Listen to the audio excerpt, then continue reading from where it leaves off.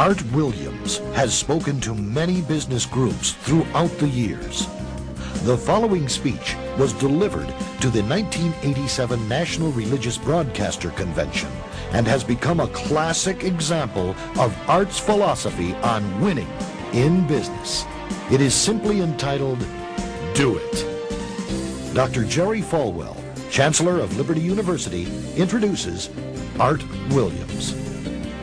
15 years ago, he was a high school football coach. His wife, Angela, was teaching English in high school. He got an idea, just an idea. And 10 years ago, he turned that idea into a company, a concept, a practical concept. 10 years have passed. 150,000 people work for him now. Last year, he sold $77 billion worth of insurance. This year, $100 billion. That is more than Prudential and New York Life, number 1 and 2, combined in 10 years. He's from Monroe, Georgia. He has the dialect to prove it. He this year will sell $100 billion worth of insurance and revenues $2.5 billion. And he's just now beginning to dream, to plan, to go. Art and Angela Williams have 2 precious children, Art the third and April, their daughter. He is chairman of the Inner Council, the Inner Circle of our ministries, and a personal and a dear friend. He is a born-again Christian, as each of his family members, but he's an entrepreneur. And Dr. Armstrong has asked him to come tonight and talk to you about what he knows most and best about.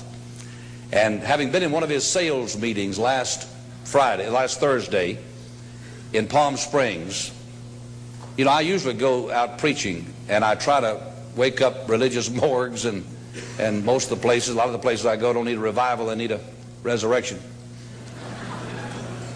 But he asked me to speak to his group of national sales directors, and I had to work hard at getting up where they were and not appearing as a backslidden preacher. This man, I repeat, is the leading entrepreneur in America and a friend of NRB, and I introduce you to you, Mr. Art Williams.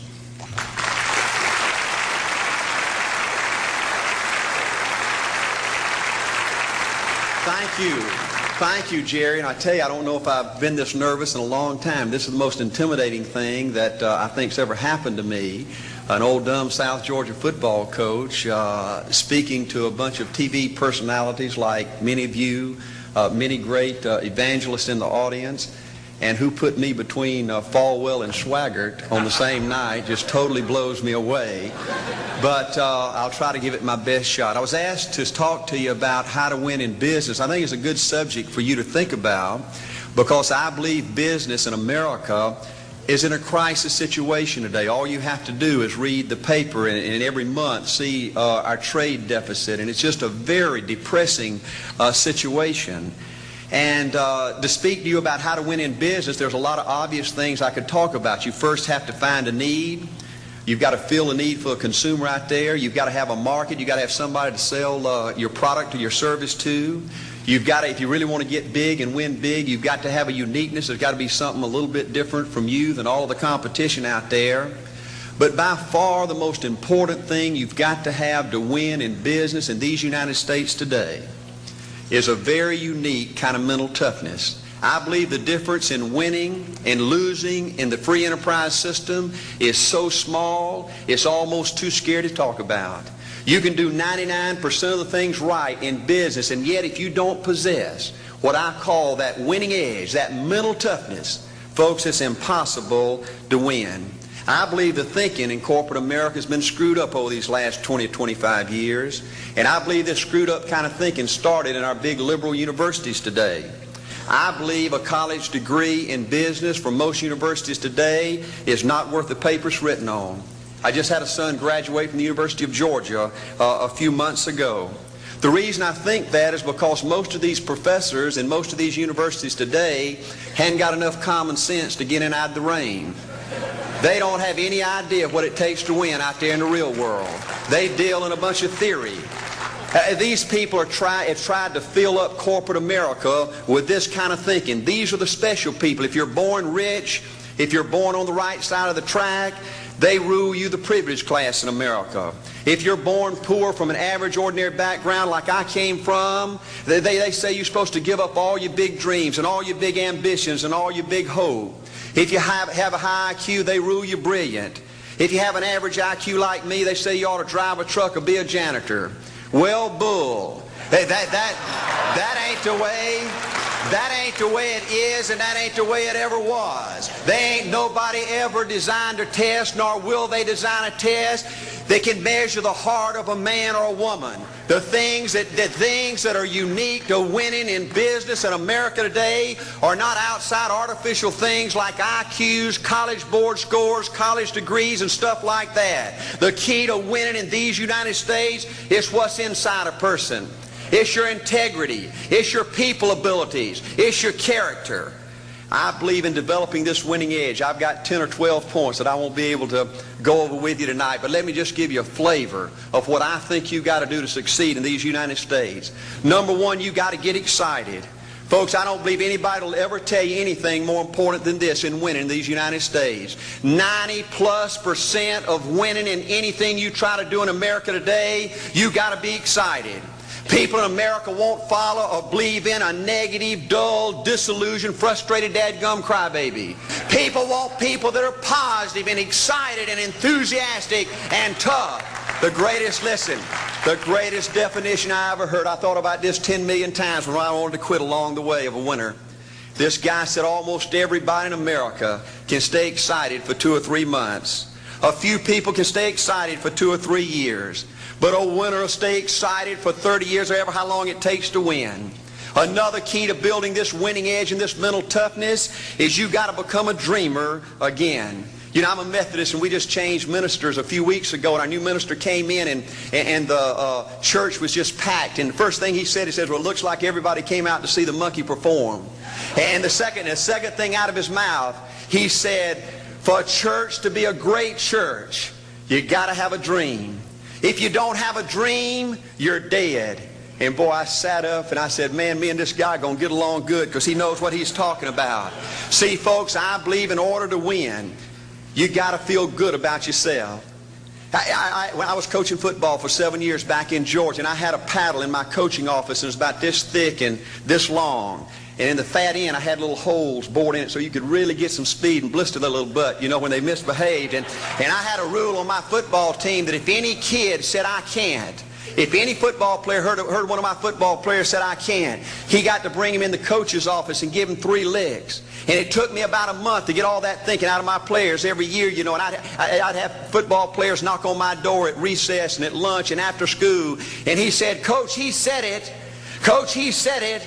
And I'd make that kid bend over and I'd give that other kid the board. He'd bust him 3 times. And folks, it didn't take long. You couldn't create a word game to get one of my kids to say I can't. Bring it home a little bit more personal. When April and little Art were just this little and could understand words, every time they said I can't, I made them do 3 push-ups. Folks, there ain't nothing you can't do in America if you want to bad enough. Another key in building this winning edge is, folks, you got to stand for something. People in America, the good people in America, are fed up with these dadgum fence sitters and mealy mouths. Corporate America has an especially black eye in business today. Most people in America think you can't find a company. They think you can't find a salesperson that'll tell you like it is and stand behind the word. They think these companies will sell anything, say anything, just to make a sale, just to make a profit. Well, you know what? Folks, if you want to win in the free enterprise system in America today, you got to stand for something. And another point, thank you, is yes, you're going to be controversial. Folks, if you want to win in these United States today, just get ready. You're going to be controversial. The only way not to be controversial is to be average and ordinary. They just call me anything but average and ordinary. Now, I know some of you might say, well, you know, I don't think I like Art Williams. You know, he sounds like an old tough butt to me. Well, folks, I'm telling you, you can be good and tough at the same time. I bet nobody's ever talked to a religious broadcaster like that.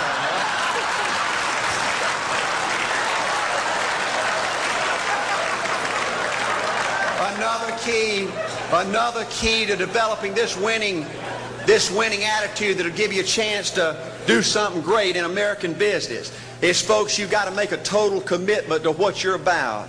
Do you know the American people have lost their toughness? They've lost their ability to make a commitment.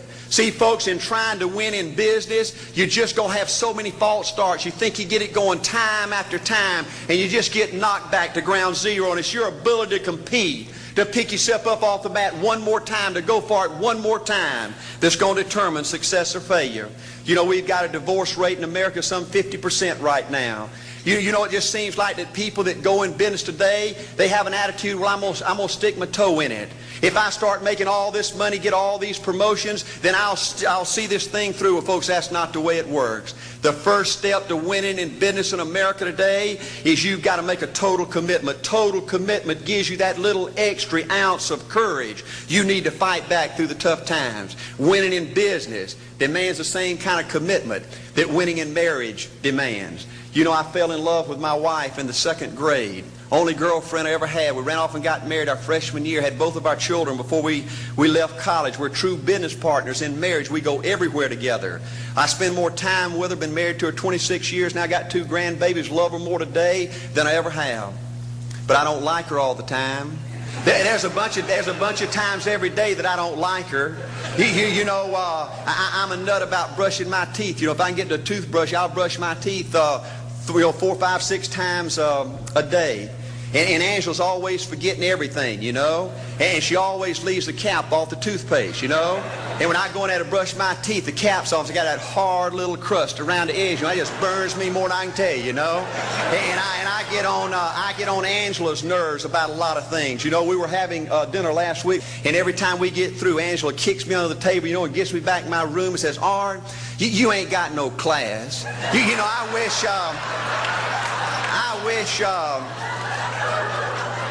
wish, Art, you could learn to eat with your mouth closed, you know.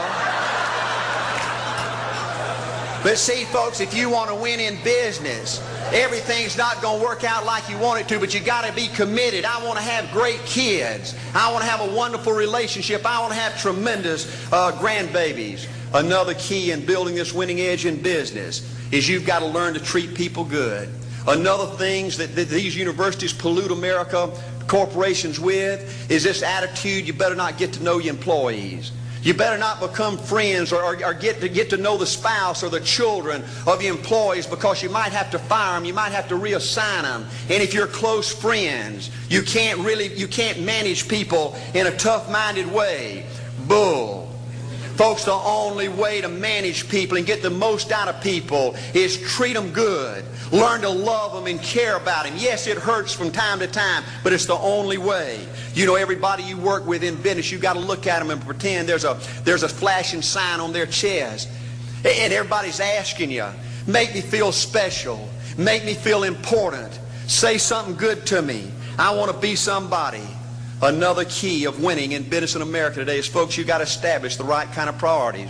First company I went with 15 years ago was ITT.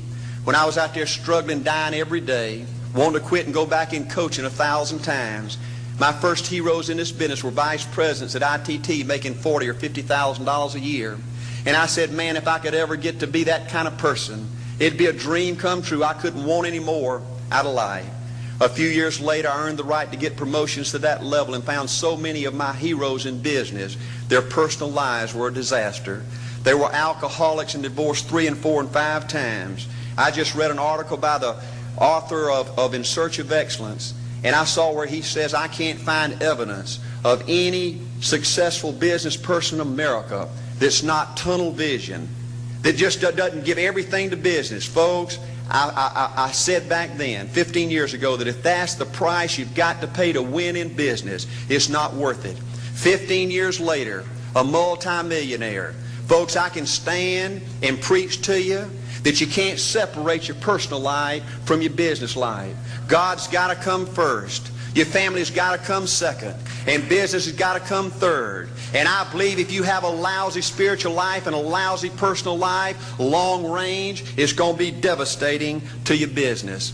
Another thing in building this winning attitude.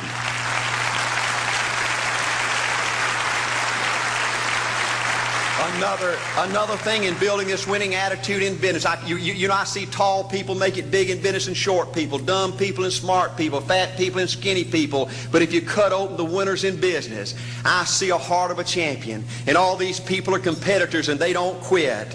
I believe desire and will to win is everything. I don't know why I'm like I am, but my butt's always burning. There's always something say, Art, dadgummit, you're supposed to go for it. Art, dadgummit, you're supposed to be somebody. You're supposed to make a difference with your life. What does the $500,000 a year person do? The $50,000 a year person doesn't do. You look at the outside and study those two individuals, everything seems to be the same. They both are the same sex, they both are the same age, they have the same training, the same positions, the same contract, the same fringe benefits. They both are successful, they work hard, they're good family people, make tough commitments. But what's the difference? What does the $500,000 a year person do? The $50,000 a year person doesn't do. He pays the price and a little bit more. He works hard and a little bit more. He's loyal to the company and a little bit more. He believes in a little bit more. He makes money and a little bit more. He saves money and a little bit more. If you want to win in these United States, you got to be tough and you can't quit. The last thing I'll talk to you about today in building this winning edge is, folks, if you want to win in business, you got to be a leader. Leadership is everything. You show me anything in these United States that win, I'll show you a leader at work. You show me a successful church, Boy Scout troop, club, football team, business, I'll show you something run by a leader. See, I thought at one time in my life you had to be smart to win. I used to have these smart people that dress so pretty and talk so pretty and use these big words. They just intimidated me. And I said, Art, you can't ever be that good. Why don't you just throw in the towel and go on back and coach football for a living? And I found two things out about smart people. I think it's almost impossible for a smart person to win in business in America today. Because I find smart people spend their whole lifetime figuring things out.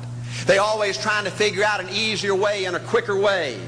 And another thing I found out about smart people is they just don't get around to doing nothing. And see, somebody like Art Williams, everybody said, well, he can't do it. And somebody like that can't do it. But he does it. See, folks, I want you to know almost everybody in America almost does enough to win. They almost get there. They almost are over the hump. They almost have it going. They almost, in everything they do, almost is a way of life to almost everybody in America. But the winners do it. What do? They do whatever it takes to get the job done. They do it and do it and do it and do it and do it until the job gets done. And then they talk about how great it is to be somebody they're proud of. We need leaders in America who can do it. If you want to become somebody, do it. If you want to go in business for yourself, do it. If you want to become financially independent, do it. I hear too much talk in these United States. Everybody can talk a good game. We need people in America who can do it.